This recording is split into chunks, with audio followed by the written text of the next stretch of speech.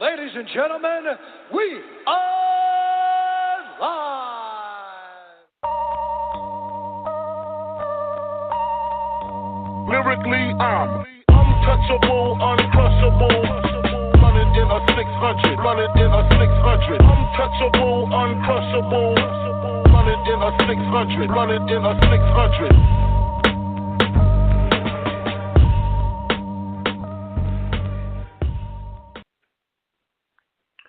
Good evening, y'all. Welcome to another episode of Punch in the Face Radio. I am your host, Brandon Stubbs. Appreciate you joining me here this evening. Tonight's guest will be Brandon Rios, who will join us here in hour number 2. But the first hour is all going to be about you, the people. So make sure you tweet me here at BrandonP2TF. And as well, you can call into the show to area code 929-477-3165. You can also email me throughout the show at Brandon@punchtotheface.com. Yeah, Brandon at punchtotheface.com. There's always the number 2 there when I say that. So like I said, tonight's show, Brandon Rios coming back here after 19 months off. Had his first fight back here last month. We'll talk to him about how he feels now post-fight, because he was going to get another war, but he was able to get the stoppage win. So definitely talk to him about his fight against Aaron Herrera, and as well as what's next for him going forward. So he'll join us here live on hour number 2.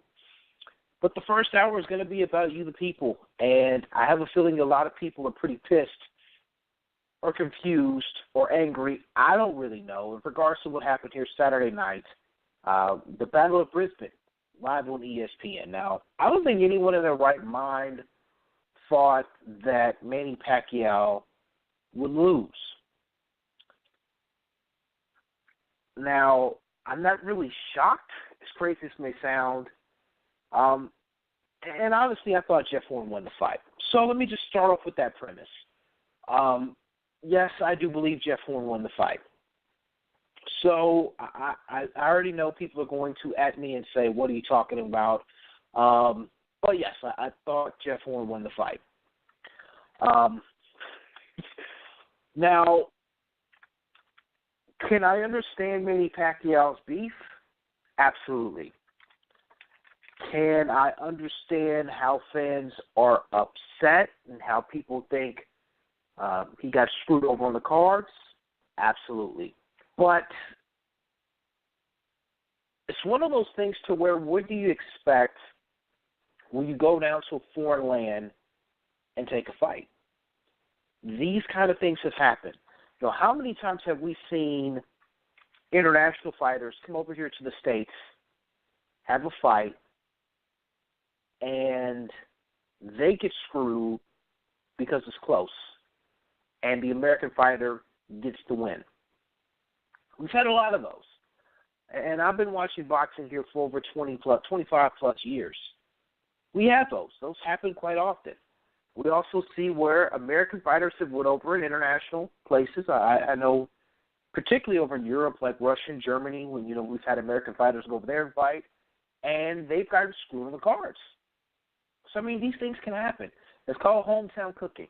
So I'm not all that surprised that he lost, that being Manny Pacquiao. But it's the way that everything kind of played out that was so weird. Now, to Jeff Horn's credit, Jeff Horn fought the correct type of fight. Jeff Horn was aggressive. He came forward, and he tried to push the pace. He tried to rough up Manny Pacquiao. He didn't let Manny Pacquiao have space to get off shots or really space for movement, because that's one of Manny Pacquiao's, really one of the still things he had left. He still has really good foot movement. As great as it used to be, by no stretch of the imagination, he's 38 years old. He's fought, over 60 career bouts. No, it's not as good as it used to be, but it's still pretty good. And Jeff Horn pretty much tried to smother him, did a good job at times of cutting off the ring. Like I said, just flat out roughing up Manny Pacquiao throughout the course of the fight. So that aspect of it, he fought smart. And a lot of people now in hindsight are saying Manny Pacquiao went out there and might not have actually had a game plan. He might have overlooked his opponent. And I agree, because you didn't really see Manny with any sort of exact, what's the word I want to use here? You didn't really see him with any sort of any tactical things. You didn't really see that. And unfortunately, ESPN's broadcast, which, trust me, I'll lay into here in a few moments, you didn't get to really hear a lot of what was being said in the corner, what kind of advice they were giving him throughout the fight. You know, if they were giving him actual technical stuff to go out there and do, you just didn't see. And there was a size difference that was noticeable. Horn being the taller guy, I thought that actually affected Manny a little bit more in this fight than I've ever seen it affect him in fights before. And, it was just, Manny just seemed to go out there and just, I think he thought it was going to be somewhat of a exaggerated sparring match, if you will. And Jeff Horn came there to fight. So, I mean, was Manny Pacquiao robbed? No, he was not robbed. And I stand by that. I don't waver on that. I don't think he was robbed. I thought it was a legitimate loss. And for those saying, oh, Manny Pacquiao got robbed, no, he didn't. We've seen robberies in boxing. This was not a robbery in boxing, despite what anyone will tell you who was on television. Not a robbery. If you sat back and you watched the fight again, and if you put it on mute, which I would recommend anybody to do, given what we had to listen to on Saturday night, put the fight on mute and just watch the action and see how you would score the fight and how many rounds you thought were close. And if those rounds, or if you had more rounds that were close than what you scored one guy's way either way, then you can see to where Jeff Horn would have won that fight. So, again, you can't blame Jeff Horn for the situation. You can't. That's not his fault. But Manny Pacquiao, you have to now kind of wonder, you know, what's next for him. Now, we did the Punch in the Face poll here for this week, and I'd asked asked my followers on Twitter. Again, follow me on Twitter, Brandon P2TF. Put the poll up here and asked, should Manny Pacquiao retire? That was just a flat-out question. Should he retire? And let me get the numbers here exact. So we had three different options. We had yes, we had no, rematch with Jeff Horn first. And this is how it broke down. 24% of the voters said no, Manny Pacquiao should not retire. 32% said Manny Pacquiao should fight Jeff Horn first. And then 44% of the voters said Manny Pacquiao should retire. So 44% of the voters think he should retire. Now, if you look at the numbers from this aspect, the 24 said no, and the 32% said fight Jeff Horn first. You have, 56% of the voters thinking Manny Pacquiao should continue to fight, which, I don't completely disagree with, but what's next for him? I mean, yeah, he could fight Jeff Horn again, but what happens if he actually loses again to Jeff Horn? Then what? What are your options? I mean, this loss didn't diminish his legacy per se, but if he goes out there and he stinks it up again against Jeff Horn, or he loses another controversial decision, is it really worth it? Now, the reason why I think we'll see Manny Pacquiao fight again is really it's going to be monetary. Manny Pacquiao made, from what's been reported, $10 million American here for this fight. Jeff Horn only made six figures. Keep in mind, he was the host country. His promoter was really the one who helped put everything together down there in Australia. It was just aired here in the States because of Top Rank's television deal with ESPN. So the lion's share of the money went to Manny Pacquiao with him being the name. So as we look at it and we're looking at more likely a rematch, is it fair to say that, he shouldn't fight again and get this money? We know he wants the money. We know, there's always been a rumor, and I don't think it's much of a rumor. I think it's more fact that Bob Arum owes Manny Pacquiao. Manny Pacquiao's taken out a lot of advances ahead of fights and still owes Bob Arum money. Now, how much he owes him, that's up for debate. No one will ever know the exact answer to that. We know Manny's had issues with taxes here in the States and over in the Philippines. So, I mean, we know he's kind of blown the money. And after fighting Floyd Mayweather and making as much money as he did off of that fight, there was zero reason for him to have to continue to fight just for money. So if he's doing this for the love of the sport, I get it. But it's starting to seem more and more like this is a money grab on Manny Pacquiao's end. And this is a shame if it is the truth. So,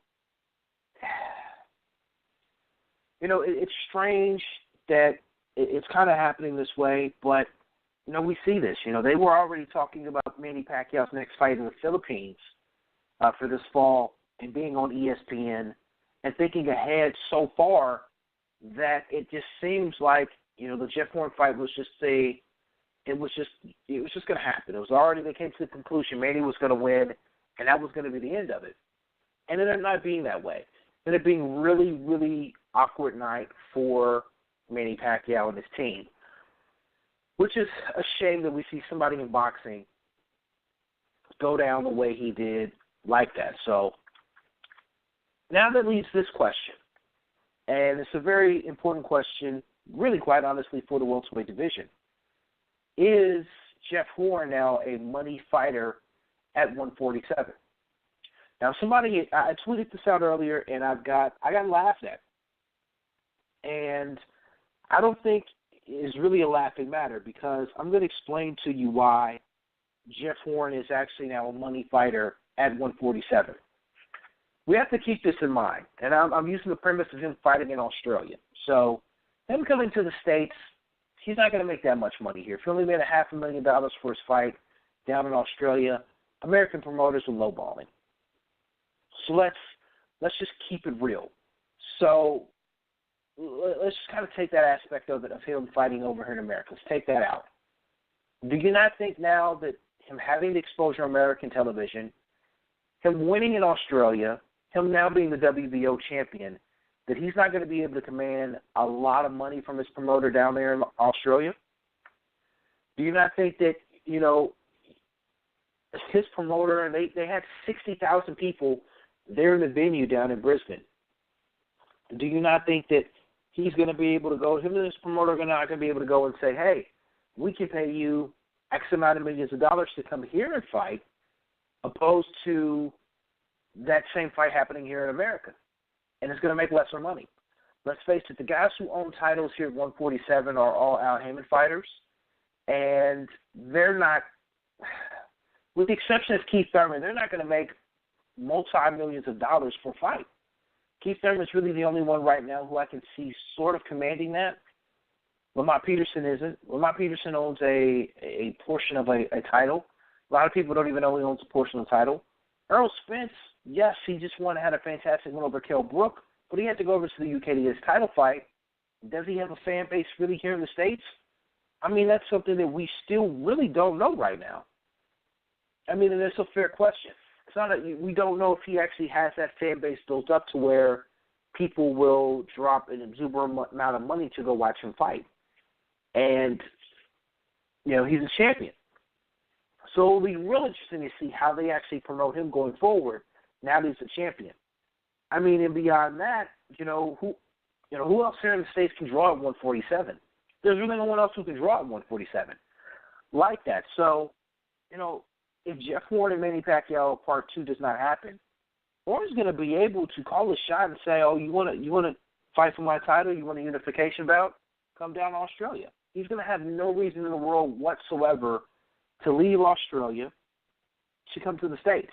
He may want to. It may sound good. It may sound really good lip service, but there's no reason for him to leave Australia, leave the comfort of home and possibly home scoring to come to America to fight any of the champions. It just makes no sense. Now, people are going to say, well, he's going to duck him and da-da-da-da-da. Unfortunately, this generation of boxing is more about keeping that O. It's more about business and not the best fighting the best. We very rarely in boxing see the best fight the best anymore. We just don't.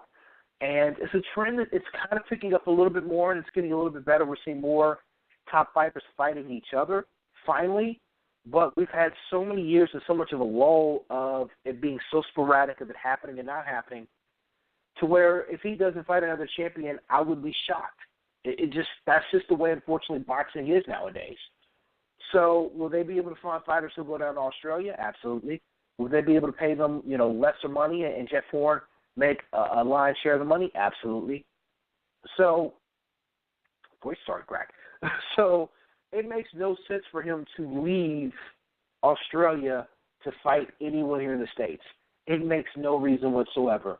And you see all these fighters, fight night calling him out and saying they take that fight and, they're fighting, they'll get the title and yada, yada. But these same guys, they won't fight each other. They won't. It's so strange and so sad that they saw so many holes in it, but now all of a sudden they're willing to fight Jeff Horn when some of them didn't even know who he was prior to this fight. Go figure. Now, the biggest gripe I have with Saturday night's fight, and it's not so much the gripe of the fight itself, was one Teddy Atlas. Now, I'm going to start with Teddy Atlas, but trust me, I got a whole lot of people there at ESPN that I'm going to rail on here. But I'm going to first start with Teddy Atlas. He was extremely disrespectful to Jeff Horn in his moment.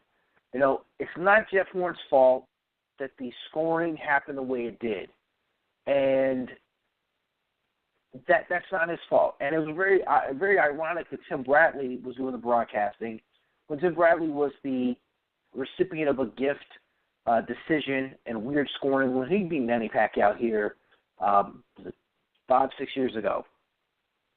It's quite ironic that happened. But here's, for those who didn't hear it or want to hear it again, here's Teddy Atlas outside the ring after the fight, interviewing both Manny Pacquiao and Jeff Horn. Listen, congratulations, great effort. I thought you lost, but great effort. I thought this guy was landing the punches. You were throwing a lot that were missing, but you showed great heart, the heart of a champion, no doubt about that, the character of a champion. But let me ask you, you fought an honest fight. So I'm going to take for granted you're an honest guy. And I'm going to ask you, do you feel after that ninth round, a very difficult round, after that round where it was almost stopped, I mean, you heard the words of the ref. He said, I'm going to stop this fight if you don't do something. And your own corner told you that. Did you really think that you were winning that fight? Like, seriously, this is this kid's moment. He's on ESPN, and this is what you do, Teddy Atlas. You go and you just completely tell the kid in front of his face. And I mean, to Teddy's credit, that took some balls. That took some balls to say that to this man's face live on television after the fight. So I'll give him his credit for having balls, but it was such a dickhead move. Like, seriously. Teddy, that was so not called for at that moment. Let that kid have his moment. You could have said something more classy like, I scored it a different way, but what do you think you did that made the judges see that you won the fight? There's different ways you could phrase that to where you can say, I didn't think you really won, without being so blunt and such a dick about it. And that's what Teddy Atlas did on Saturday night. He made it more about him than it was about the actual fight. And that's what was really, really annoying to me in regards to that. It's very bad and very unprofessional by Teddy. But unfortunately, this is something we're used to in the years of Friday night fights, in the years of seeing Teddy Atlas on television talking boxing. He sometimes, makes himself into the star and the star attraction instead of the actual fighters themselves, which is a shame. It's not a good look, and it's a shame that he does that. He wants to be the attention of what's going on and not the actual fighter. So I thought that was a real dickhead move on his part. Another thing that was quite annoying about the fight was Tim Bradley. Tim Bradley seemed like he had, honest to God, no interest in being there. And, he made a comment about, how he had been there, how the food really wasn't right, how it wasn't settling right with his stomach. He thought he was in Argentina and not Australia. It's clear to me that Tim Bradley's probably taken one too many shots. This is a guy who's openly admitted that he suffered concussions in fights. I don't know if he's the best person to be on a telecast talking boxing like that. I just don't think it's a good look. Now, I'm not sure who else Top Rank has on their roster they could put there. I do know Terrence Crawford is currently training for a fight in August, but I could see them. Well, why not use him? Now, this is the guy that you're saying you're pointing out there as being the next superstar in boxing.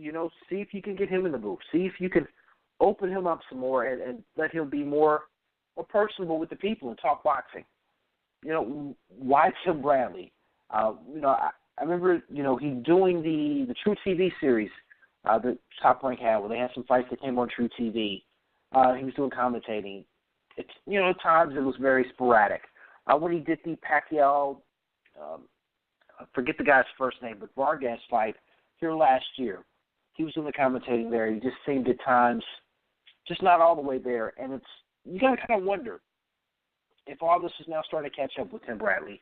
But he did at times seem very uninterested in regards to the fight action. He did openly admit, though, he thought Pacquiao won.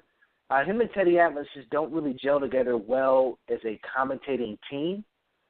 So I don't like that. I don't like the Teddy Atlas, Tim Bradley commentating team with Joe Tessitore, the trio. Tessitore really helped he carried those guys. He tried his best to keep everyone on task throughout the broadcast of the fight, but it's a shame that those two just a weird combination. So then you go to the televised, the actual when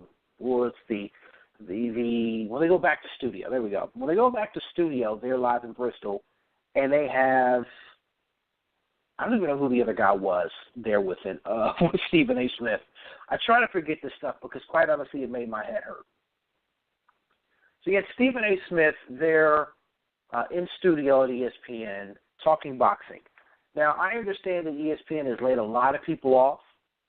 They don't have as many people on staff that, normally cover stuff and what have you, so they have a lot of their personalities doing multiple platforms of things. We know Stephen A. does First Take. We know he comments, really heavy in regards to the NBA. We know they're live on location during the NBA Finals and the playoffs. So I get it. I get that he's, a sports personality, but it's very evident to me that he does not know enough about boxing to where they really have him there on the broadcast. Now, we know they can't use Max Kellerman because Max Kellerman works for HBO. Don't think that HBO will let him out of his broadcasting contract there. That's why I'm going to do broadcasting for ESPN for the fights. It will be a hell of a lot more enjoyable than what we had to listen to on Saturday. But Stephen A. Smith pretty much being disrespectful to Jeff Horn before the fight happened, making fun of his resume and people that he's never heard of that Jeff Horn has fought. Yes, there was some on the resume that none of us had heard of, but there were some that we did. And Boxing Twitter unleashed on Stephen A. Smith during Saturday's broadcast, and it was well deserving. You can't be disrespectful to boxers just because you've never heard of them. And their names, Randall Bailey was one he said that he had never heard of. Randall Bailey was a former world champion.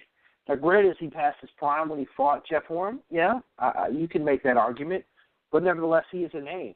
And a lot of us know him. A lot of us who watch boxing know who he is.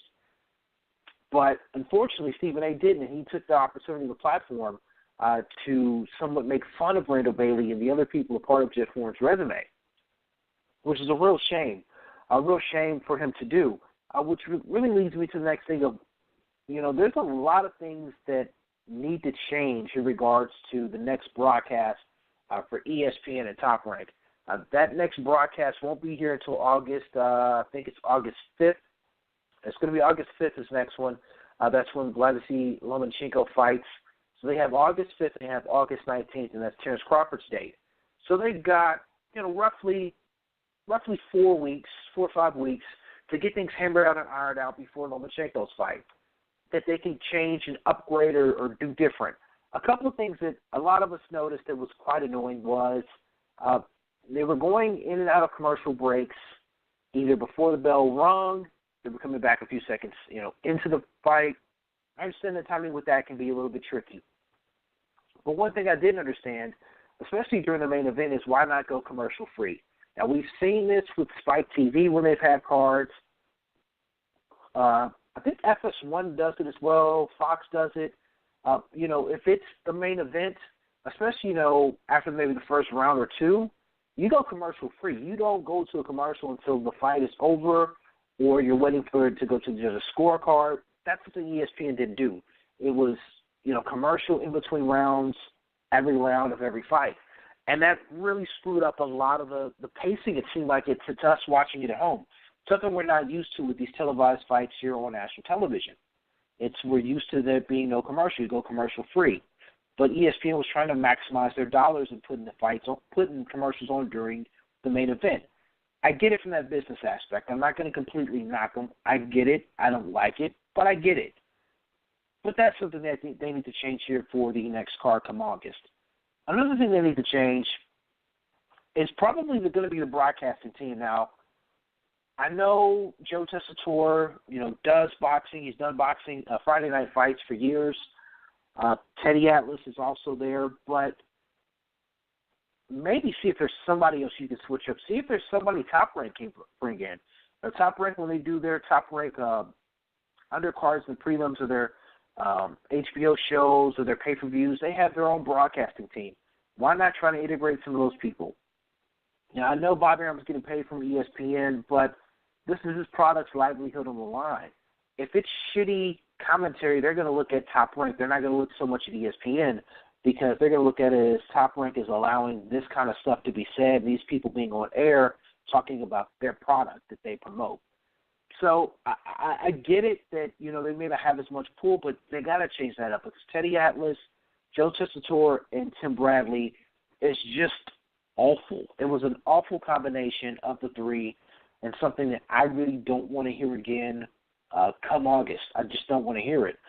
Another thing they can definitely change up is get rid of Stephen A. Smith. I think all of us in boxing can agree we don't need it. Now, there was an MMA reporter who said, he didn't understand why this one, like 0.1% of people complaining about Stephen A. compared to those who like him, who actually watch his shows. The thing is this, us who were complaining, we don't watch his show.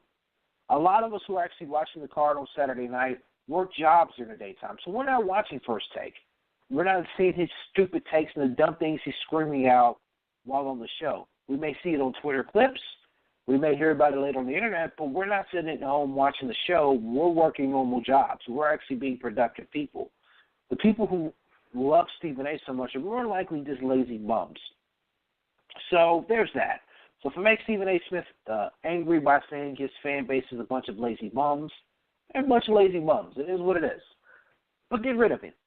The one thing that I didn't completely understand about this, and I'll read some tweets that I got in regards to this, is why doesn't ESPN utilize Dan Raphael more, or Rayfield, or however you enunciate it?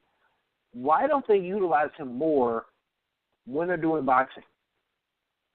And needless to say, the feedback I got was it was pretty harsh. Maybe the best way of describing it, but a couple of different things. People say, Dan Rayfield is obviously not the most aesthetically pleasing to look at on television, which, I'm not going to – it is what it is with that. But nevertheless, Dan Rayfield, what does he do in regards to boxing on ESPN? He writes allegedly a few columns. A lot of times he's stealing people's other stories and scoops from other people who are actually out in the field working. We see a couple of dry interviews here and there during fight weeks at big fights. He'll travel to the big fights and do, remotes there, live on television. But nothing that's ever really – I've never really seen any work from Dan Rayfield in regards to ESPN boxing so I can say, whoa, he's really contributing something. He doesn't. So if you're paying him this money to maintain on the ESPN roster, why not use him for these fights here on Top Rank? Why not use him to an extent on the fights that Goldboy puts on there on ESPN? Use this guy. You're paying him money Have him contribute something. Have him be of some use besides the ticky-tack shit that he does currently online and the few times you may see him on air during a big fight week. If that's all you're going to use him for, you could pay one of us bloggers, I'm pretty sure, far less than what you're paying Dan, and we could do the same job Dan Rayfield is doing right now for ESPN. Use him. Like, if he's this boxing knowledge guy, this guy who knows so much about the sport, why not have him in studio instead of Stephen A. Smith when you're doing these fight cards? I didn't get it. I don't understand it. It's just very, very weird to me that just doesn't happen. So the tweets I got were, people hate him, but Dan wouldn't be spewing his ego like Stephen A. Smith and Teddy Atlas. Another one says, because he's not easy on the eyes. I had another tweet that also said he's not a very great personality. So, I mean, it is what it is. But again, if you're paying Dan Rayfield money to be a part of ESPN, have them do some legit work. Put him in the damn studio and have him do some work in regards to actually covering boxing. So there's that in regards to the card. But, overall, the product needs a lot more polishing. And I don't know if they had issues because maybe they were in another country. So I'm not going to completely shit on, ESPN's production of the first top-ranked card. I will say the undercard was ho-hum. Shane Mosley Jr. was a part of it. Didn't look good at all. He lost against a local fighter there from Australia. Manny Pacquiao had one of the fighters he promotes who's a champion, and I apologize for not remembering his name, but he had a good knockout win after getting headbutt and suffering a nasty cut. So, overall, the product was okay. That's probably the best way to describe it. The product was okay. We'll see if it gets any better here come the second time around. So we got a month before the next top-ranked card on ESPN to see if things turn out to be any better for them as far as the broadcasting and production goes. So that wasn't the only weird fight in regards to scoring and just weirdness over the weekend. Now, Robert Easter Jr. fought in Toledo over the weekend, and that was here on Bounce TV. People know my thoughts and my impressions in regards to Bounce TV, in regards to PBC. Now, let me first go on this rant about that. Now, unfortunately, fans didn't get a chance to really see the fight because it was elsewhere. It was in a place where not many people even know where Bounce TV exists and know that it was a real channel. That's probably the best way of describing it.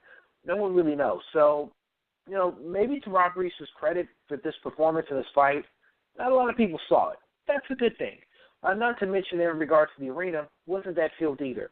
So it looks like PBC didn't comp out as many tickets this time around, or just couldn't sell like they did his first time he fought in Toledo.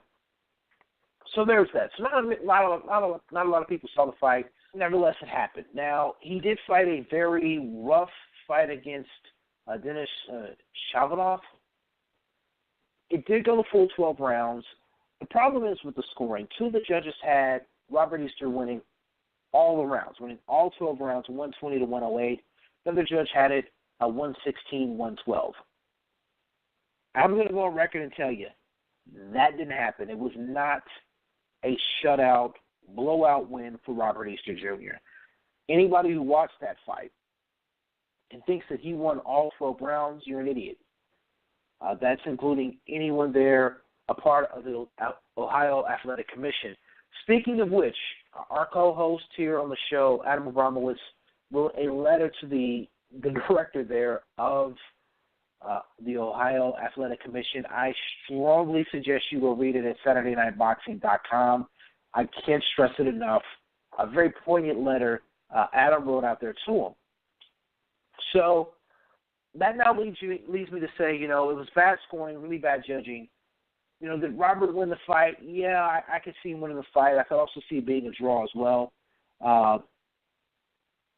But 120 to 108, no way. No way was the fight that far gone. It was not that much of a blowout. So no, I'm not taking that right now. I'm not agreeing with that by any stretch of the imagination. So it kind of hurt Robert Easter's stock in regards to really being one of the guys that a lot of people were looking at as being one of the next guys up there in his division. I still think he has a bright future, but this fight showed that he can sometimes. He didn't completely buckle underneath the pressure, but he was in a fight, and he knew he was in a fight. So we'll see what actually happens with him from going forward. There are a lot of guys there in his weight class and surrounding him that could make things interesting in regards to his next fight and his next title defense.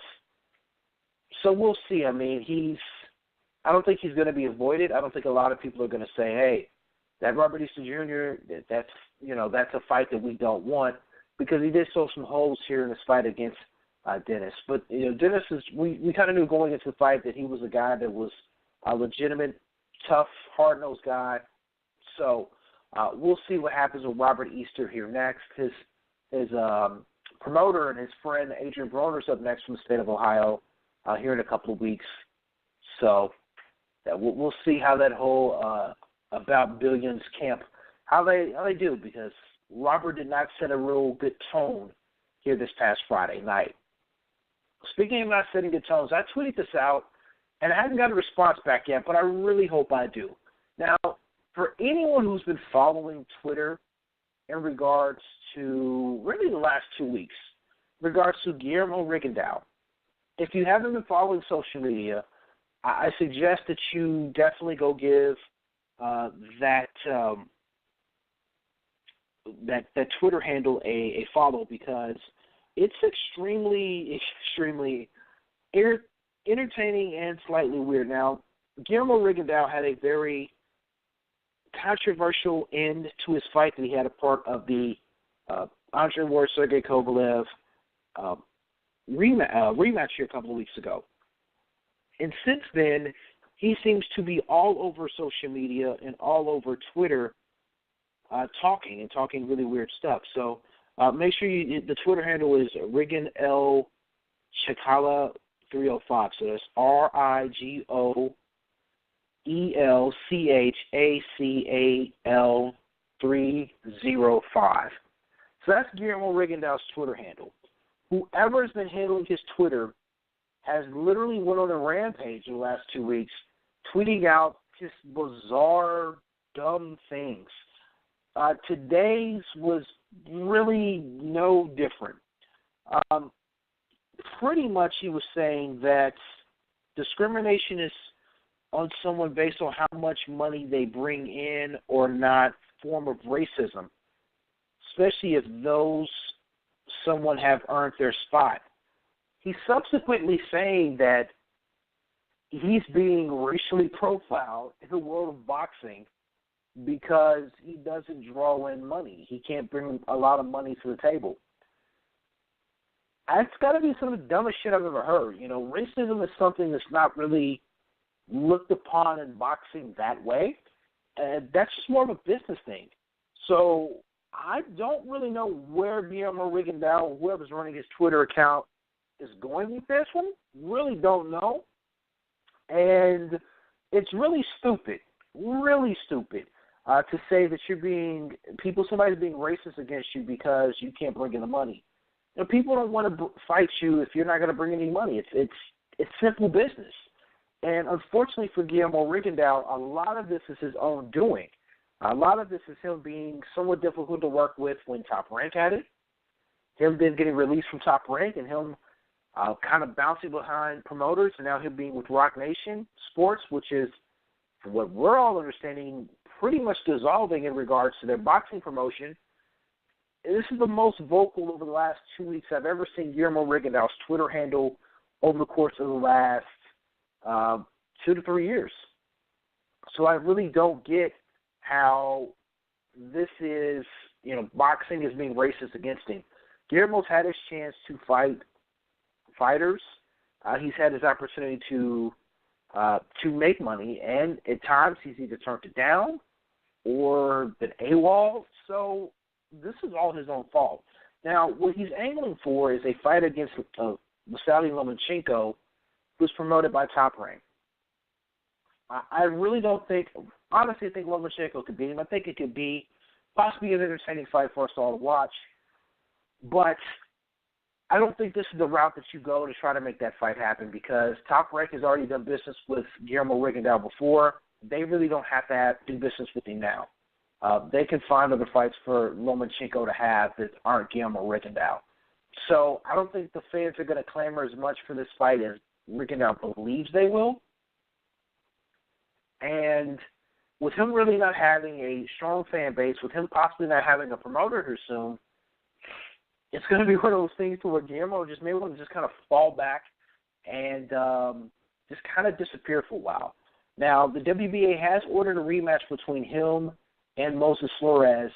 As far as when that will happen, we don't know. Their first fight was a no decision after Guillermo Rigondeaux hit him after the bell, hit Flores after the bell, and he was unable to continue.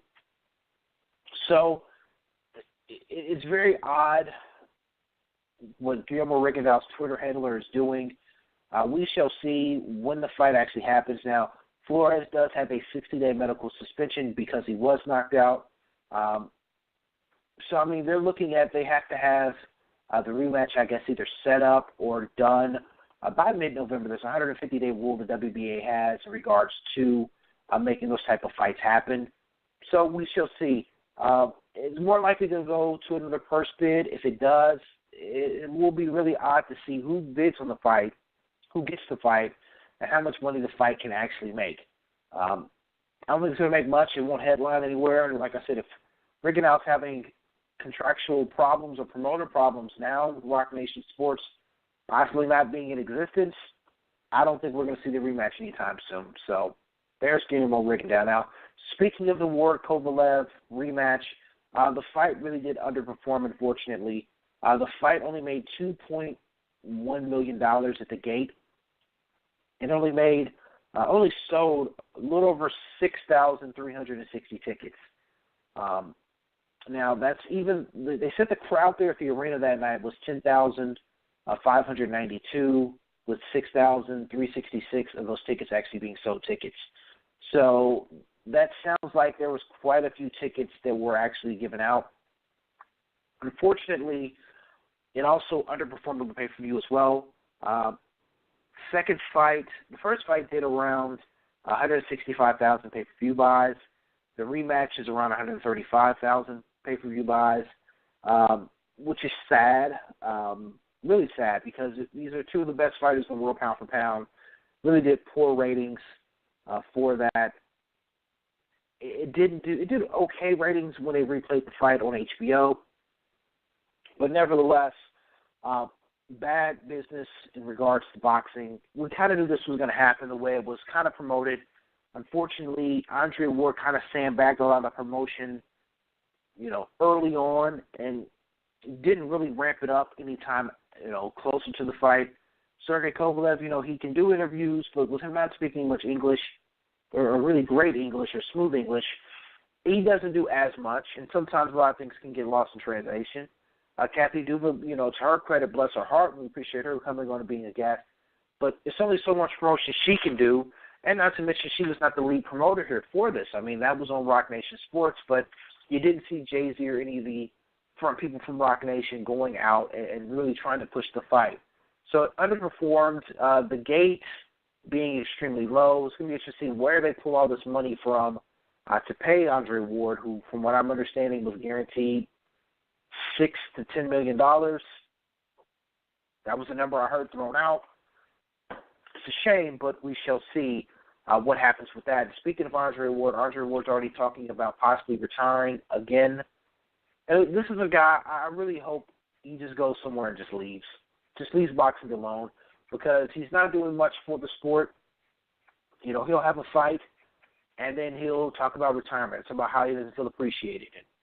all this other weird stuff. So he's saying that more than likely he's going to move up to cruiserweight if he doesn't retire. But, you know, it's I guess a lot of things are still on the table, but retirement is something he's still talking about again. You know, if a fighter talks about retirement as much as he does, you just really want to retire at that juncture. We just really want Andre Ward to go far away and just retire if that's the case. If you don't think you're appreciated here, if you don't think boxing fans and boxing media really appreciate you for all you've quote-unquote done for the sport, just retire. Don't go on these tangents after every fight after you win and demanding your respect and all this other stuff. Respect is something that's earned and not given. We respect what you can do in the ring, but you don't need to have such a smug attitude outside the ring. That's why people don't like you. That's why your pay-per-views don't do large numbers. That's why not a lot of people went out and bought tickets to go to the fight to watch you fight. So Andre Ward needs to kind of get this through his head that, dude, you're not – calm down. That's probably the best way of saying it. Just calm down. So we'll see. We'll see what happens with Andre Ward, possibly moving up to cruiserweight, and as well as even Sergey Kovalev possibly moving up to cruiserweight. Like I said, top of the next hour here, so in about 15 minutes, we'll be joined live here by Brandon Rios, welterweight fighter who's coming back off of retirement himself. He'll be on the show here live to talk about what's next and how he's feeling since returning back to the ring. But feel free to call into the show if you're listening live at area code 929-477-3165. Also tweet me at punch_2 the face. Now, I've gotten a couple Twitter responses in regards to some things I've tweeted out here throughout the show. My man, Seamus McNally 13, said in regards to Teddy Atlas, fuck Teddy. All right. So, sentiments here from Peanut Gallery in regards to Teddy Atlas. Also here, my man Michael Montos, a.k.a. Monster Mile Man, in regards to me saying Jeff Horn is a money fighter at 147. He'll be a one-fight money maker, Chris Algieri trajectory. You know, that's a scary thought. I never even thought about it like that. You know, Chris Algieri got hot after his Ruslan Provodnikov fight and polyed that into a Manny Pacquiao fight where he got pretty much lambasted. And, that could be about right. All right, yeah, I've never looked at it from that aspect of it, that angle, to think that he could be completely washed for that. So, yeah, I mean, we could be looking at Chris Algieri, but just Australian. Huh. All right, Michael. Okay, well, I see you. Couple of quick MMA things here before before Brandon Rios calls. And this week is International Fight Week here for the UFC. Honestly, I didn't really know it was International Fight Week. Sorry, it just doesn't seem to where this is that highly promoted like we've seen the UFC, International Fight Weeks be promoted before. So last year we had UFC 200. We've had other big fights here that first week of July from the UFC. But this time around it just doesn't seem to have that buzz about it. Now, I don't know if it's because it's kind of lacking star power here for UFC 213. I mean, you can make that argument, but it just doesn't seem a lot of people aren't really caring about the UFC fight card coming up this weekend, and it's kind of a shame. Now, you've got two title fights here, UFC 213 Saturday night. You have Amanda Nunes and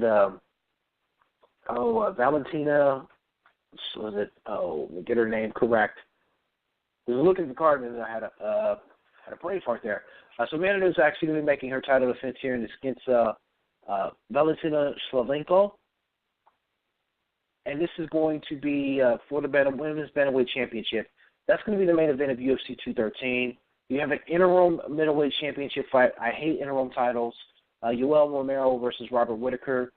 Dana White has said the winner of this fight will be fighting Michael Bisping next. That remains to be seen. So, I mean, you have that as part of the main card.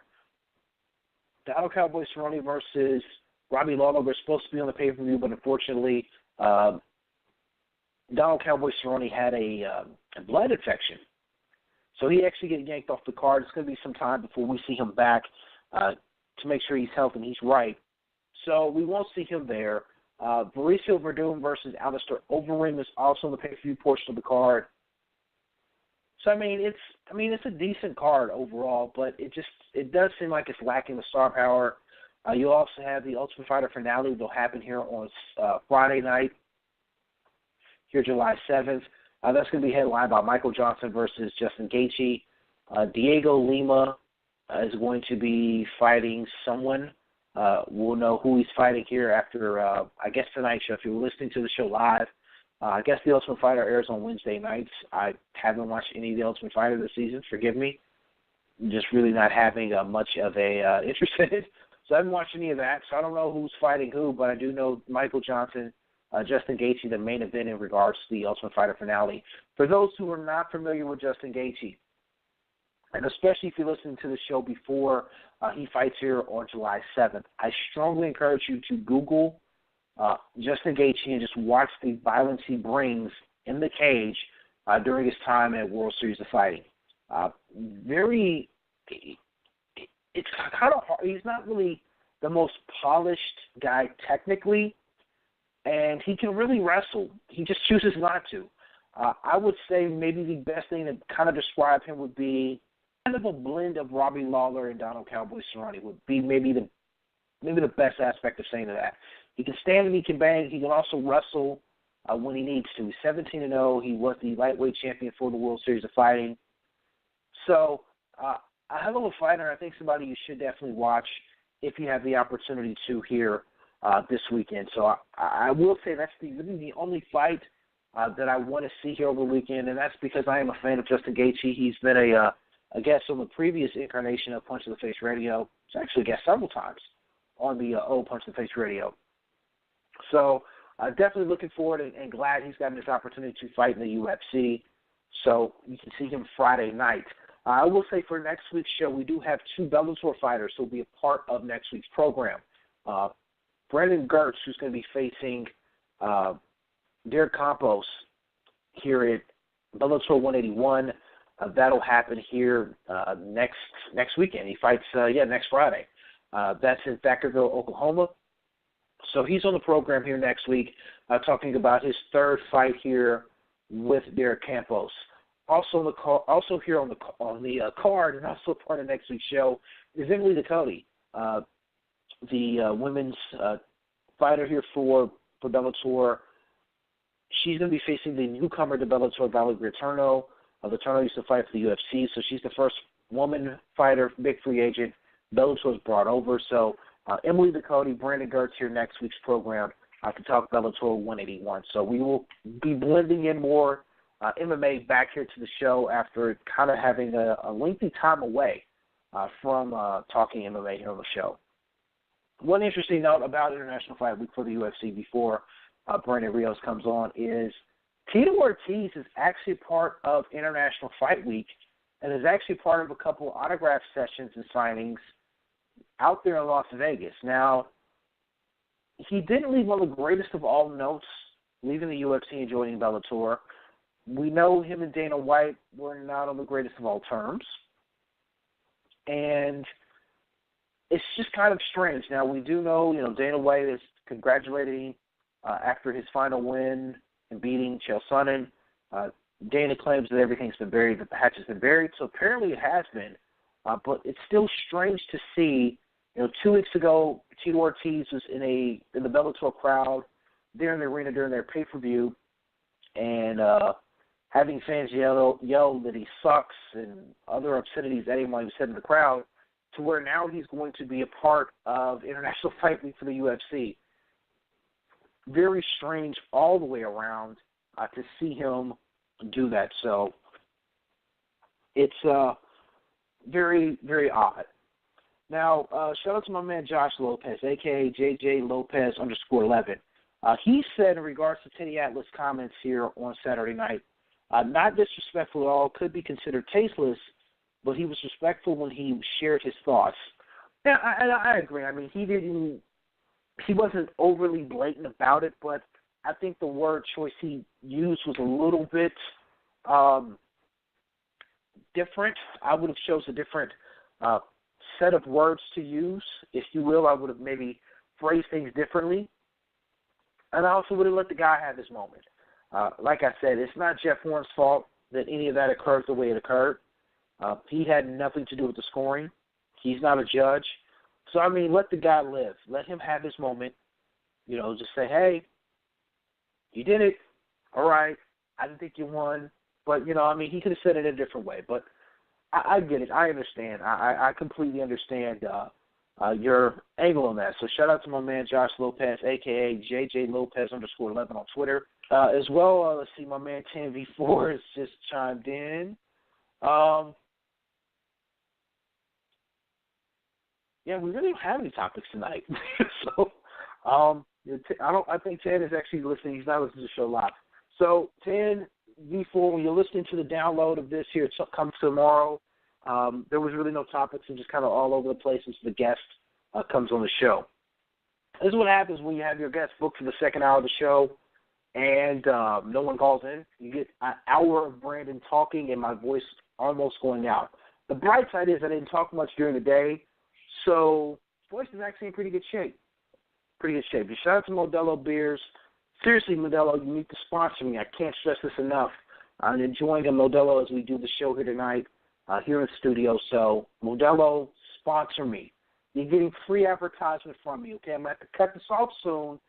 I need the check cut, the product or something, man. I like your product. I promote your product. You need to give me something in return. I'm just putting that out there. But we'll see. We'll see what we get done. Get my people to talk to their people. But Brandon Rios will be joining us here in a few moments to talk about his return to the ring in regards to what's next for him. So Brandon Rios, we all know, is an extremely opinionated guy. 31 years old, you know, close to 40 career bouts, champion of multiple divisions. So, I mean, we know he brings it. We know he's been in some hellacious fights. But definitely want to talk to him about how he's feeling now after his comeback and what's now the next progression for him going forward. So there's some other stuff to ask him as well. So like I said, he's a very opinionated guy. We like Brandon Rios, so he'll be joining us here in a few moments to talk about boxing. And Adam Abramos will be back here in 2 weeks to talk boxing with us as well. We know everybody looks forward to when Adam is on the show. Adam is quite a character. So, again, if you're not following Adam on Twitter, follow SN Boxing on Twitter as well. Make sure you read his website, SaturdayNightBoxing.com. This week he has, obviously, a letter to the Ohio Athletic Commission, which is a fantastic read. He also has his weekend observations and his opinion in regards to Manny Pacquiao and Jeff Horn. So Adam will be back here in a couple of weeks. He'll be back in just enough time to talk about Adrian Broner versus Mikey Garcia. So we'll have Adam back on the show then as well.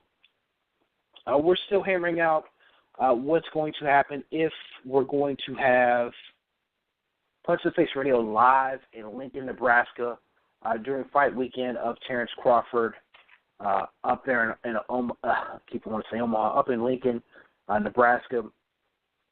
Logistics-wise, I'm not sure if it's going to happen. We're hoping it does, but we'll see. Still kind of early out, but I will say this. For anyone who is planning on traveling to Lincoln, Nebraska to go watch the fight live, unless you plan on staying at a really shitty hotel out there, they've really marked up the prices. So, obviously, the city of Lincoln knows what's about to happen.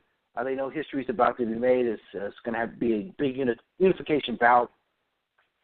So, we'll see. But we're still trying to work that out to see if we can get the show happening live there in Lincoln, Nebraska here come fight weekend for Terrence Crawford. So that's something me and Adam are working on. We'll have more details closer to the time as well of fight week to let you know if we're going to be there live or not. I know people want to see us live, and we'll show live. We'll see. We'll see how all of that works out. But we do have, and I believe this is our caller calling in now, our guest here for tonight here on Punch to Face Radio. All right, you're live here on Air on Punch to Face Radio. Hello? Hello, Brandon? Yeah. All right, Brandon Rios is live here on Punch to Face Radio. He is back after a 19-month layoff. You look fantastic against Aaron Herrera here a couple of weeks ago. Physically, how are you feeling after that fight? Because it was another war you were in. Well, I feel good. It wasn't as bad like the other wars I've been to. I really get hit a lot. Honestly, I came out clean. My face came out clean. I didn't really have nothing, like bruises. So I wouldn't call it a war and stuff like that because I came out clean. Well, it was one we definitely enjoyed watching on Fox Sports 1. So the question is this, did you feel any ring rust after that long layoff and actually being back in live action and not just sparring? Oh, yeah, man. I did feel ring rust. I did feel like a little bit sluggish on some of the shots. I did feel like my body was sluggish. It didn't look as in the best shape like it was. I did feel sluggish. I mean, it did seem like a little bit early on, but once you kind of got hit a couple of times, which we've heard you say many times in interviews, that after you get hit, it's almost like it turns on a switch for you, and we saw that we saw the old Brandon Rios, which is what we wanted to see. Did it kind of take, being in that action and taking a couple shots to kind of wake up? Well, sometimes it usually takes me a couple rounds to wake up. Like I said, I did feel a little bit of ring rust and everything. It took me a little bit. It took me maybe a round or two, 2 or 3 rounds to get warmed up. Once I got warmed up, the shots, of course, I'm gonna get hit no matter what. I don't recommend the shots for anybody, but it's gonna happen. It's gonna happen. But I felt good. I just had to wake up. Fortunately, the shots woke my ass up, and then we had to get it done. And absolutely, man. Like I said, I thought you looked good, and it looks back to the Brandon Rios we saw for many years now. With that being stated, you were off 19 months. You're here in June. When do you want to try to get back in the ring, and when can the fans see you do that again? Well, they're talking about. I'm already training and everything. They're talking about September. It's not a for sure thing yet, but that's the date they gave me. They're talking about it. So hopefully in the next couple of weeks, I'll find out when and where and with who we'll be fighting. So I'm just getting back in there. You know what I mean? Yeah, and I mean, this was also your first fight with your new trainer, Ricky Funes. After having been with Garcia for so many years, how was that transition here for your first fight, first live action with the new trainer? It was, like I said, it was just something new for myself as well because I got so used to 18 years or 15 years plus with Robert Garcia, and just hearing new voice after I've been with Soul Trader for so long, and just hearing new voice on the corner, I think it worked very well. At first, when I first went to Ricky Funes, it was crazy hearing the new voice in the corner when we was sparring. I couldn't function right. But after a while, after a month later, I got used to his voice. I got used to everything. So it wasn't as a big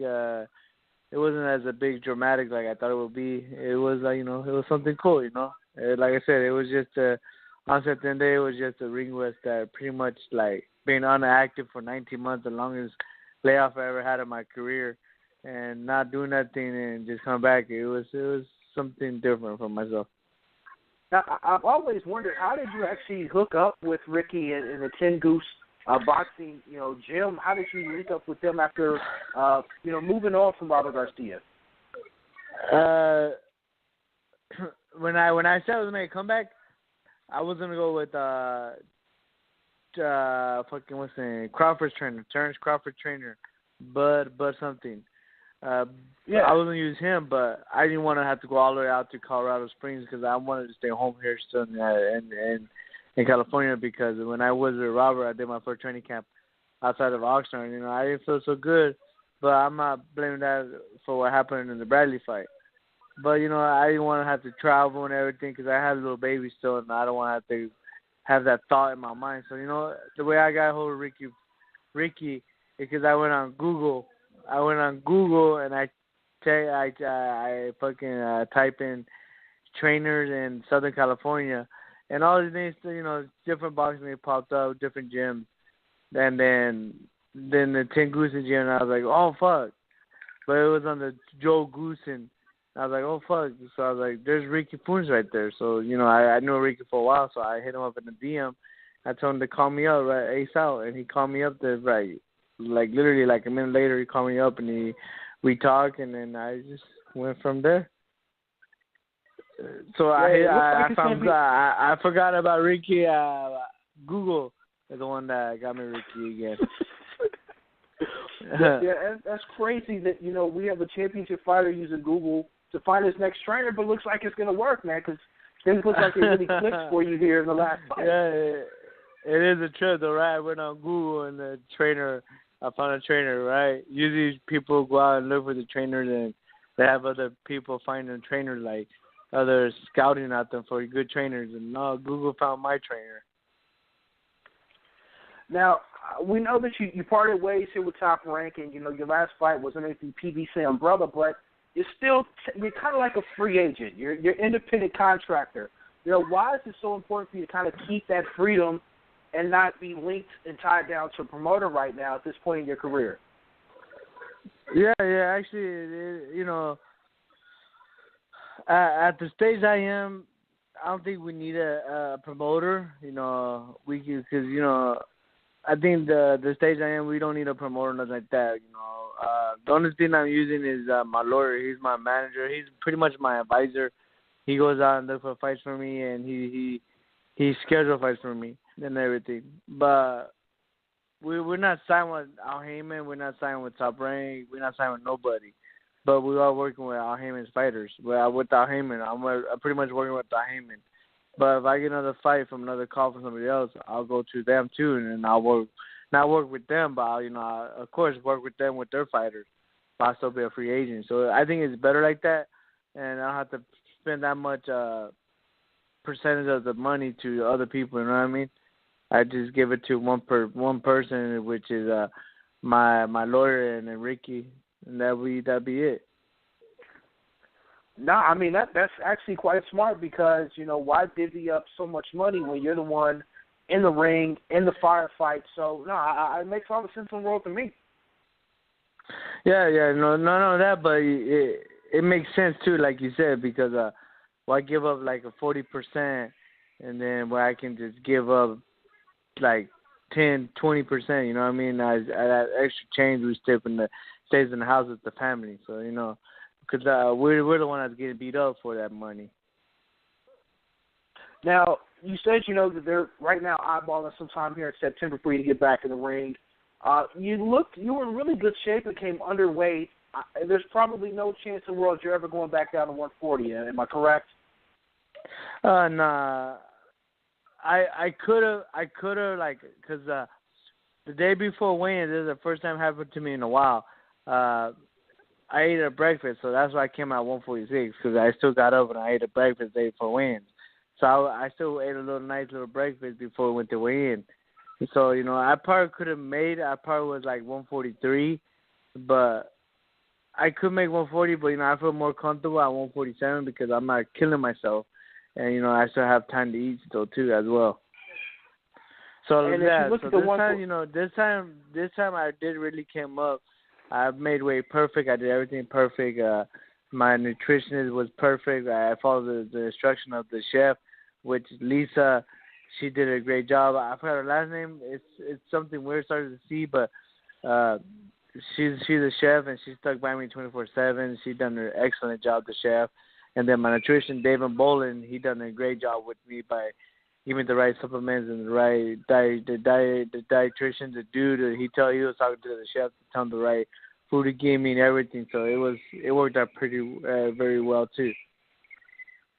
Now, you think that's something that's going to be really more important now? As we start now your next chapter of your career, that where you actually manage that a lot better, the nutrition, the dietitian, the the weight, is that going to be something that you're going to focus a lot more on than maybe what you did, the early part of your career?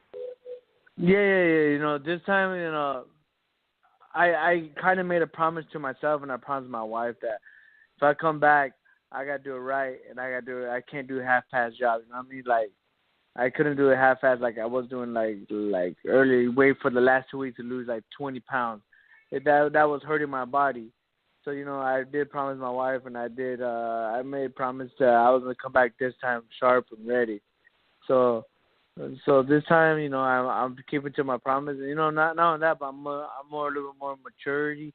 They have grown, and, I'm more focused on to get back to the top. I want to win another title, another championship before I retire from boxing. So I got to do it the right way this time. Now, a question, that we had pop up that when I said you were going to be a guest on the show that I got asked numerous times. So I got to ask this. With you coming back, please tell me, as a fellow Kansas guy, please tell me the Garden City Grudge match is going to happen. Please tell me it's going to happen. That's not going to happen, man. It was supposed to happen for this time. It was supposed to happen, but unfortunately, I don't know what happened. He didn't want it, so he's the one that pulled out. So at the end of the day, it didn't happen. So now, I gave him an opportunity. That's why I left Top Rank, because my contract was up with Top Rank. And I left Top Rank to go and get this fight because I was looking for this fight. And it made it more easy. I thought it was going to be more easier because I have seen that he called me out on on the social media. And I seen that, and people was tagging me, and people was sending it to me. So I was like, oh, fuck, it's so easier now. You don't have to work hard for it. So that's when I right away, I got to call my lawyer. I think that same day or the next day, I called my lawyer, and I told him, hey, let's make this fight happen. This is the first fight I want coming back. And he goes, okay, cool. So supposedly what I have said, my lawyer has told me that it was a done deal, that he's up for his game, and the fight's going to happen. It's going to happen. And it kept happening. It kept happening in February, and it kept pushing back to March, and they just kept pushing back. So you know what? Fuck this. I can't wait for this guy no more. You know what I mean? He has opportunity. Obviously, he didn't want it. He got scared, so I cannot wait for his ugly ass. I cannot wait for his bitch ass, so I got to move forward. I'm going to say this. If it ever happens, and Lord knows, like I said, as a fellow Kansas guy, I want to see it happen. I got to watch this live because there will be a ton of blood. It would be a fun fight to watch. I would honestly say that. I think from the press conference all the way up to training camp, all the way up to the fight, it'd be interesting because definitely the press conference, because I know it's not gonna be a pretty, you know what I mean? But like I said, at the end of the day, this fight's not gonna happen no more. I already moved on. And then it was a coward ass shit, dude. That he didn't want to fight me, that this and that he knew he wasn't ready. Well, I don't know what the fuck was the excuse was. He want to fight me, but but he's fighting the 30th of this month. So it's like, what's going on? Well, you pussy out then. You pussy out, pretty much. He bitched out. Oh man, and this is why we love Brandon Rios. You're so opinionated. You're just a straight shooter. This is why boxing fans have always embraced you and always loved you, man. This is why. Now, I do have to ask this question because you're an extremely opinionated guy, so you're a boxer, so I have to get this opinion. So I'm asking this to fighters as they come on leading up to the fight. Mayweather, McGregor, what is your take on it? Because, like I said, you're a fighter. What do you think of this whole thing? That fight is going to be so stupid, man. It's like, as a fighter, dude, that's like dumb. How you going to fight a guy that trained all his fucking life? Which I have no problem, but that, you know what, business-wise, Mayweather's the smartest business guy ever lived. Because he's thinking the business-wise, money-wise and all that, which is fucking great. Nothing against the guy. He's going to make his money, which is all good. But for us as boxing fans, not only me, I'm not talking about as a boxer. I'm talking about as a fan of boxing. I'm being a fan right now. How you gonna fight a guy that trained all his life, end up boxing? That's what he does. And then this guy fucking was grappling, fucking wrestling other dudes, getting dudes behind and choking them, whatever. I don't know what the fuck they're doing in UFC, but doing all that bullshit. And then you're gonna try to stand up and fight one of the best pound for pound boxer alive from today, and you gonna win that fight, dude? That's the thing that I did not like. It's like, dude, what the fuck? And people like us as fans, of course we're gonna buy it because we want to see the fight. Like, so we're kind of like the dumbass too because we're buying the fight too. So I'm talking about ourselves too because we're like, what the fuck, man? We want to watch Mayweather fight, but now we gotta watch him fight this fucking clown that's a fucking wrestler. So it's like, how you gonna wrestler is gonna beat a boxer? It's stupid. I think that fight's stupid, but it makes sense for Mayweather. He's gonna make money, so I give him all the props in the world. Oh man, that's my thing though. That's my thing though. That's the stupidest fight that can ever possibly happen in the fucking history of boxing, I think.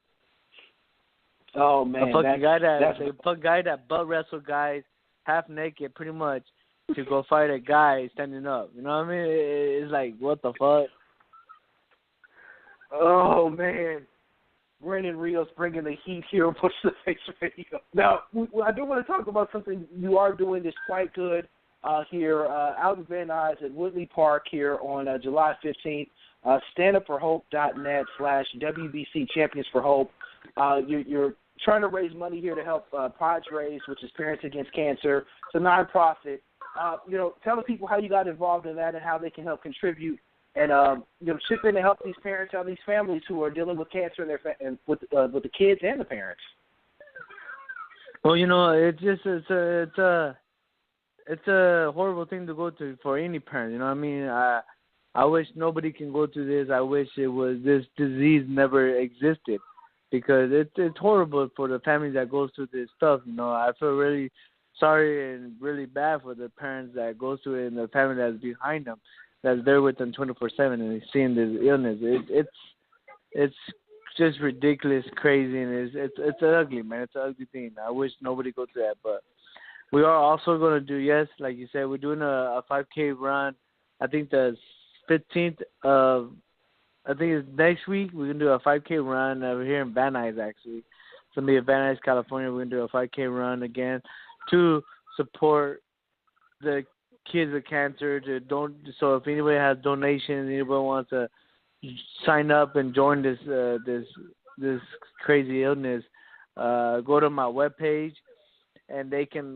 My webpage is Bam Bam Rios, and they can sign up from right there, and they can donate and be on my team, and we can go run together. Cause I'll be running, and I usually run with some of the fans that just show up, and I just run around with some of the kids in there. But I like to be around stuff like that. But yes, it's something that's horrible, and just be more awareness of this stuff. And some families do need help because they cannot afford the procedure that is done for the kids that needs to be done and all that stuff. So of course that's why we do these fundraisers and we do all this stuff and go out charity for kids and all this stuff. So I'm always up for that, and I'm always down to help out any children in the world to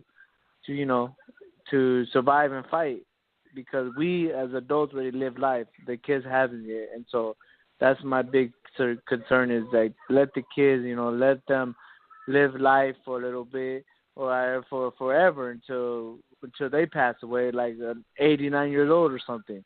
Because we, like I said, as adults, we live life to 80, and so that's just some of the things that I've always been up to, and I've always been doing. I've been doing it for like 5, maybe a little more than almost 10 years already. I've been with it down. Oh yeah, so that's Project such Cancer awesome and that. And like honestly, like people always tell me too, like, man, you're just doing it for the publicity and stuff.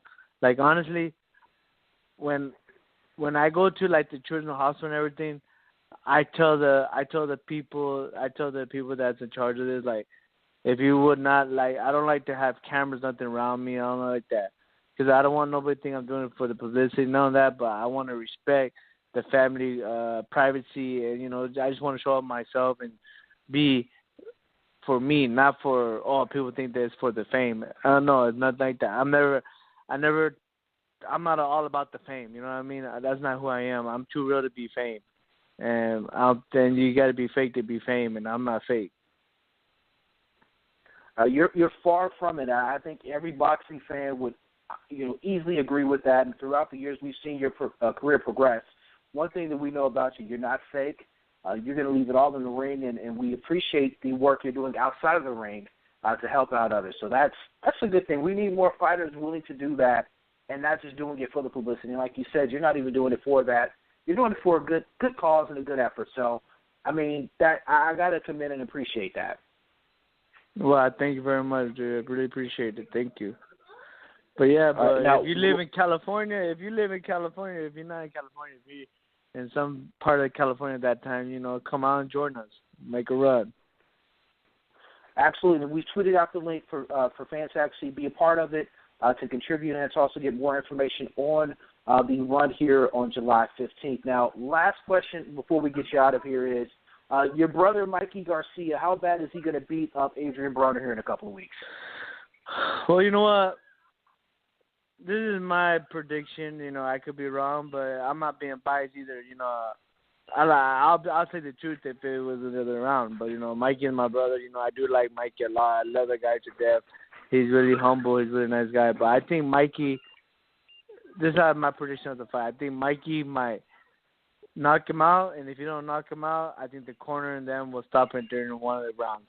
I think the corner them because I think Mikey is more of a boxer, puncher, counter, and Broner, yes, Broner is just a counter puncher. But I think Mikey's more of a boxer, puncher, counter, and he also can brawl if he has to. And he's a great finisher. When he lands a good punch, he can finish pretty good too. So he's a great finisher. And I think Mikey might crack a little harder than Broner because Mikey can crack. A lot of people think that I'm just saying this because I'm a bias. I'm on his team. No, I'm just saying it because I have felt his punches in the gym. I think he could crack, and I'm pretty sure he can. I think he might knock out Broner. So, but it's going to be an excellent fight. It's one of those fights that what's going to happen if Mikey's going to be able to do it or if Broner's going to be able to handle up to his punches, his all this stuff. So it's one of those fights that it's interesting, and I can't wait to see it because I'm going to be watching 100% and rooting for my brother. Well, absolutely, man. Well, I agree with you. I actually had Mikey on before his last bout, and I didn't think he could crack like he did and knock the guy out silly. So Mikey Garcia can pack a punch. So we're definitely looking forward to him fighting here in a couple of weeks. Yeah, because I'm telling you, bro, when he's cracking with 14-ounce gloves and you're feeling it, and imagine when he's fighting with 8-ounce gloves, oh, my God, it's different. It's a whole different story. It's a whole different story. And not only that, but Mikey has been trained by his dad, too, and his dad and his brother, but mainly it was his pops, too, that's been training him. And, oh, my gosh, his dad's an excellent trainer. His dad's he's a very smart trainer as well. He's a very intelligent when it comes to the ring. He puts on a great game plan. Well, cool, man. I mean, you give us insight that we definitely like here on Punch to Face Radio, and I mean that's the part we're going to talk about more and extensively here in a couple of weeks. But we hope to be talking about a fight for you here soon, come September. In the meantime, we want fans to go to BamBamRios.com to keep up on information in regards to Brandon Rios, and as well on Twitter, Brandon_Rios1. Man, you've been a fantastic guest here on the show. Again, man, boxing missed you, so we're glad you're back. We need you back in the sport.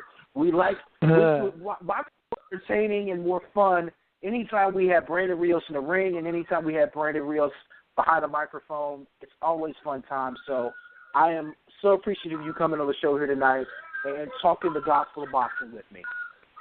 Oh, man, thanks for having me. And definitely, if I find out a day here in a couple more weeks or something, we'll definitely let you guys know. Maybe we can set up a interview again and we can get through it and we'll push it out there and everything.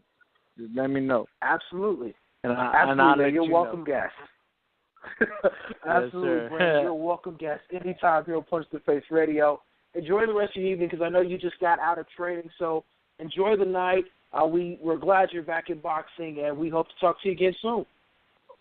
Yes, sir. Thank you, man, and definitely you have a good night, and you know, God bless you and the family, and Talk to you guys soon. All right. Thank you. All right, Mike. Bye.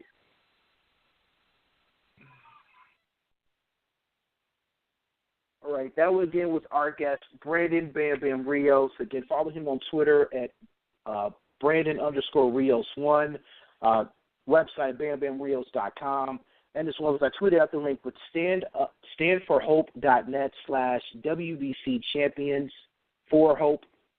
Just the number 4 there in the for Hope in the backslash.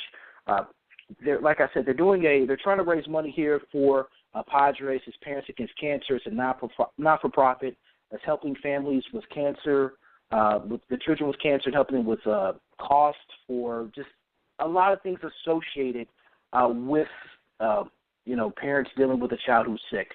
So really good thing that he is doing, Brandon Rios is a part of, and there's also some other WBC champions and the WBC organization for a whole being a part of that. So, again, standforhope.net/WBC Champions for Hope, where you can actually donate money there. And again, if you're in Woodley Park, Van Nuys, California, July 15th, go out there, support them, be a part of that 5K run. So, wow, that was fun. We told you Bunch of the Face Radio was going to be better this time around than the first inclination, and I'm living up to that. We have Adam Abramowitz, who brings it here every few weeks. Kathy Duber here a couple of weeks ago. Marlena Sparza a couple of weeks ago. And here tonight, Brandon Rios brought it. So can't stress that enough. I appreciate him coming on and doing the show. With that being stated, we may just close the show on a good note. We're just closing on a high note tonight. So next week's show, we'll be talking a lot more MMA than normal, but we'll also be talking some boxing because we'll have some boxing bouts we definitely want to touch on. We'll have another Punch to the Face Radio poll that we will have your theories and opinions on, and as well as whatever else happens in the world of boxing between now and next week. Oh, I'm not talking about next week. We definitely will be talking some boxing. We have a major triple header happening on HBO next weekend. So we got to talk about Joe Smith Jr., Sullivan Barrera. We have Miguel Bartlett, I'm misenunciating that, and Takashi Morari. We may have to get Adam back on the show next week because he's better with the foreign names than I am. So we have that card on HBO. We also have on Fox Sports, we have Omar Figueroa, Robert Guerrero, Marcus Brown versus Shani Mahogany. Arthur Spilska makes his return back. So we will have a lot of boxing to talk next week. So, yeah. With that being stated, we're going to end the show. So I want everyone to do me a favor. Make sure you follow me on Twitter at BrandonP2TF. That's Brandon, Punch to the Face. And as well, make sure you follow my co-host, my homie, Adam Abramowitz at Essence Boxing. And as well, go to SaturdayNightBoxing.com. And also, one more shameless plug. If you're on Facebook, follow the Facebook group. Follow the Facebook group. Wow. Facebook group is SN Boxing on Facebook. So join our group. I'm posting on there. Adam's posting on there. A lot of other communities posting on there. We have fun. We talk boxing. We throw out things. We want everyone's opinion because this is what we do. It's fun. It's fun to talk about the sport we love. So make sure you do that. And as well, it seems like, am I forgetting anything? Again, thank you to our guest tonight, Brandon Rios. So again, Brandon Rios on Twitter is Brandon_Rios1, and as well as BamBamRios.com. Go and check out Brandon and keep tabs up with him. Like I said, he's going to be back in September. We're going to definitely try to get Brandon Rios back on. I can hear this guy talk for hours at a time. He's awesome. So next week, boxing, MMA, Brandon Gertz, Emily Ducote of Bellator will be guests on the show. Really, until next week, man, I want everyone to stay safe, stay blessed. Let's love one another. Man, the Modelo's catching up to me. Let's try this again. Everyone stay safe, stay blessed, love one another because that's the only way we're going to get through this. Until next week's show, I am Brandon Stubbs, and I am out.